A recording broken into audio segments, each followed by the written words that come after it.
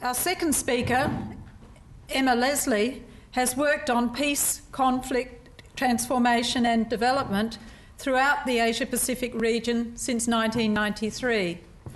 In 1997, she moved to Cambodia, and in that same year helped to found the regional network of Action Asia.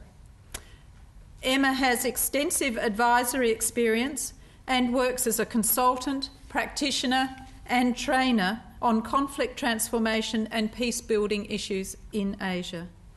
She has conducted a number of conflict analysis trainings in Eastern Europe, Africa and throughout Asia, and was one of the 1,000 women nominated for the Nobel Peace Prize in 2005. So welcome, Emma.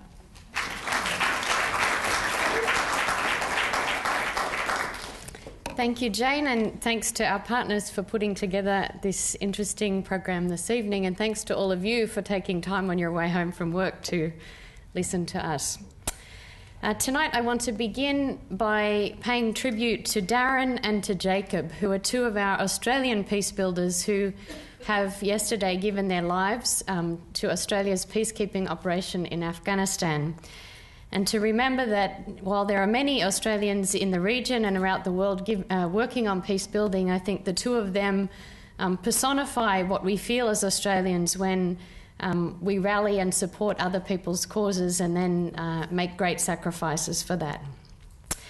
Tonight I would like to speak to you as an Australian practitioner working on peace building who has lived in Cambodia for the past 13 years and share with you some of the stories and some of the lessons learned that I have found along the way, being, as we've said tonight, an Australian peace builder.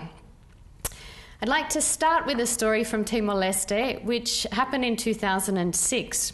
As Helder said, in 2006, Dili found itself under fire and in crisis, and that a number of our troops and those from many other countries were faced with a very difficult situation trying to hold the peace. At that time, we had the possibility to work with a local organisation called HAC Association, which is a respected human rights group. And for those of you that know something about that period, one of the fault lines of conflict that was happening was between martial arts groups across Dili. And many of them were playing out long-running tensions, and some of them were acting out political interests in the moment.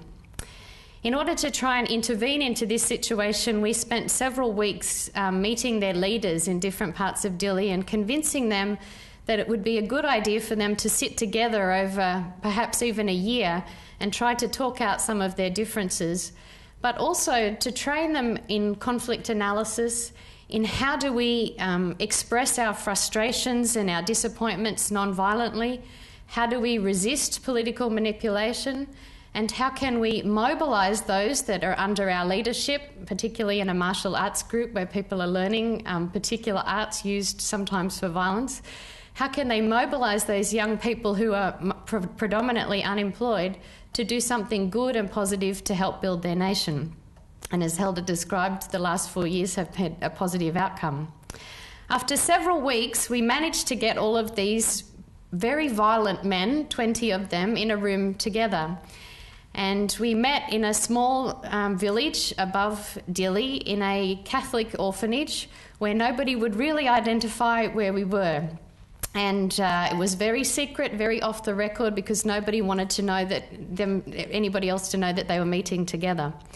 On the first night, nobody slept because everybody was sure that the other one was going to kill them by morning. So we had a very tired group of people for the first few days. But over days, they began to realise that it was okay and they could actually talk to one another and that nobody was going to die through this small workshop process. It was a challenge for me as an Australian to be there because many of my colleagues were from other parts of the region and entirely acceptable, but they were a little bit suspicious about why an Australian was in their midst convincing them they should be with one another. That was fine until about the fourth day when we heard sirens blaring coming up the mountain towards us, and it was like, rear, rear, rear, and suddenly in the midst of watching a movie on Gandhi, the non-violent peace activist, all of these men disappeared up the mountain into the jungle. And so I thought, oh no, what's happened now? We went out the front, and sure enough, there was at least 5 vehicles from the Australian military there getting out of their cars with guns and at the ready. And I was thinking, oh my goodness, this is the end, we've finished. So sure enough, in my best Australian Ocker accent, I said, okay boys, what's going on? And they said, we've heard there's 200 martial arts leaders up here on the mountain, and we've come to shut you down and to protect you. And I said, no, we have 20 young men here in the Catholic orphanage and we're watching the Gandhi movie. And they said, oh, well, perhaps we have the wrong information. And I said, yes, perhaps you do, perhaps. And so we went on to talk about football, and slowly they went away. And slowly we went up into the jungle and brought all the guys back. But I have to say that then I began to realise that my Australian identity was a mixed one. Because for the next few days, nobody would speak to me and nobody wanted me to be involved in the discussion. And it was not because of who Emma Leslie was, but because of my identity as being Australian. And my first lesson to share with you tonight is the fine line for us as Australia, the peace builder in the Asia-Pacific region. That we need to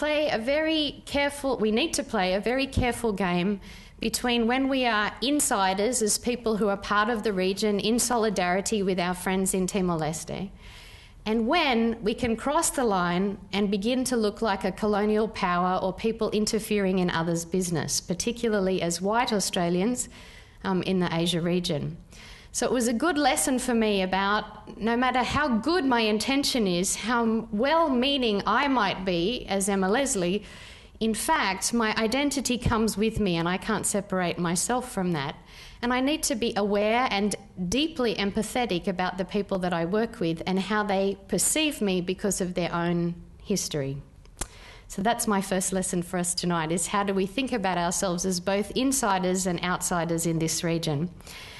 Secondly, I think I would like to share with you a story about Cambodia.